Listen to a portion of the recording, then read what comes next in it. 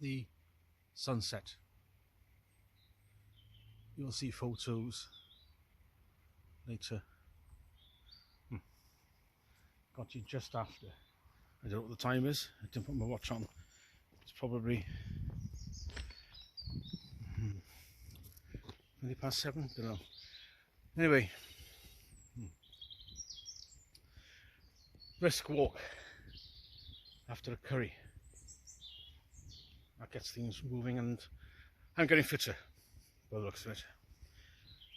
Because it's a fair fall up from Buttington Wharf to the top of the lane here. And if you get to the top of the first peak without sort of you're going to get there if you can do it without panting too much, and you can carry on without stopping. Yeah, it means fitness is improving now. Come on, come on, as you can. Go before me. So,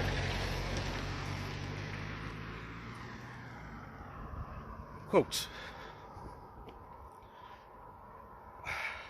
the visit of Humberside Police to Harry Miller's place of employment has a chilling effect on democracy and discourse. We do not have the Stasi, Gestapo or Cheka in this country. We have not had Stasi, Gestapo and Cheka in this country. We do not live in an Orwellian state, unquote, end quote, or words to that effect. That was in the judgment at the High Court of Miller versus Humberside Police. Harry Miller. He was a former police officer in, was it Humberside Police? And at the time he was working at the port of Birmingham.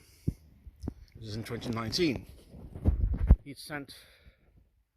retweeted somebody's tweet from a feminist account that said, it's a rhyme, but based along the lines of the man can't become a woman and the woman can't become a man, that sort of thing. What they call a turf these days. So, on the strength of retweeting somebody else's tweet, he had a visit from the police at his place of employment, who told him to check his thinking.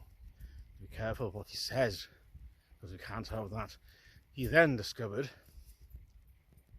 that he had a non-crime hate incident recorded against his name, because he said that, and apparently 10 other tweets in the same vein. How dare he say that biological sex is immutable? And in the police's words, that amounted to genocide, and it could potentially amount to people getting unended and unalived and all the buzzwords, simply for stating a biological fact.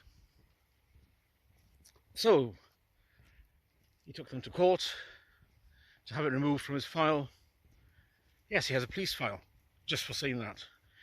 And now there are 250, at the moment, there are 250,000 non-crime hate incidents recorded. Most people don't know they exist. They only find out if they apply to the police to see if they have one or not. And it's disclosable in an enhanced DBS check, and it's enough to fail you for a job with in charities or in schools or anywhere around, any volunteering or even anything around children and vulnerable people. If you have the wrong words or have the wrong opinions that somebody deems to be hateful, i.e. goes against the ideology of the state, the narrative, the pushing of victimhood and all the rest of it, all the woke stuff, if he deems somebody thinks that it's a hate incident, even if they aren't, if it thinks it's completely subjective, it gets recorded. So he spent 250,000 to or risked 250,000 to take the police to court, and it ruled in his favour in February 2020, and then the subsequent appeal. So after that, the police were ordered, well, they were told it wasn't a legal act to record them, but they carried on doing it anyway, because the police just do what the hell they want, regardless what the law tells them to do. So in the past few months, Suella Braverman issued a guidance to police forces and services, reminding them of the ruling, and telling them that they can't, or they shouldn't be recording them. In other words, follow the damn law.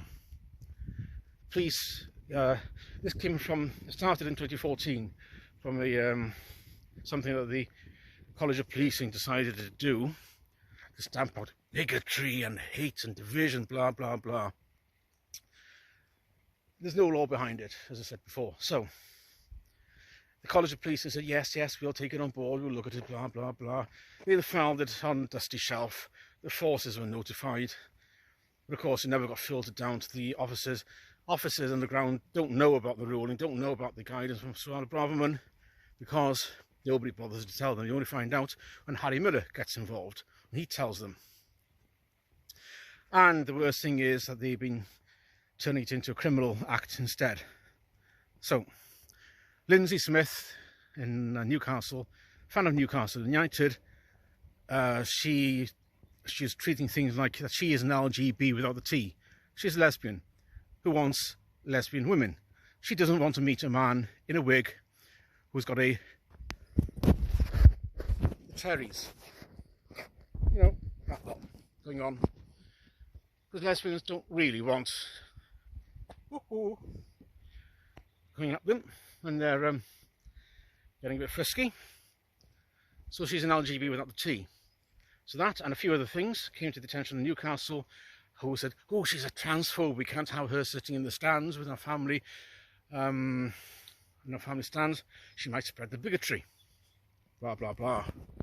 So they kicked her out.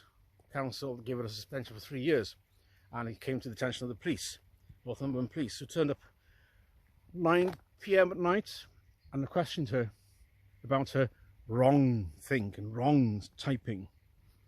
You can't be saying they were having these opinions. Don't you realise how bad they are? And she got in contact with Harry Miller of We Are Fair Cop. And he got in contact with them saying, do you know about this ruling? Do you know what Suella Braverman has been saying? This is in October last year. You know what Suella Braverman has told you? Go back and read it. Then come back and you will find that you can't go forward with this. And they did. At midnight.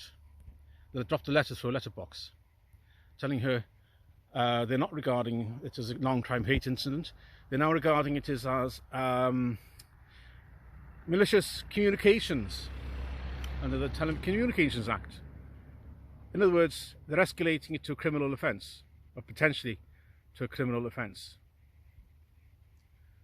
So instead of just saying, okay, we got it wrong, we shouldn't be recording these trivial things, the exchange of words, as hate incidents.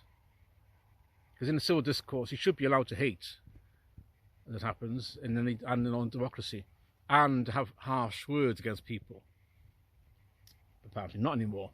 So they've now forces, I think 30 out of the 43 forces and services, they're now escalating these incidents, the so-called incidents, to criminal offences or potential criminal offences.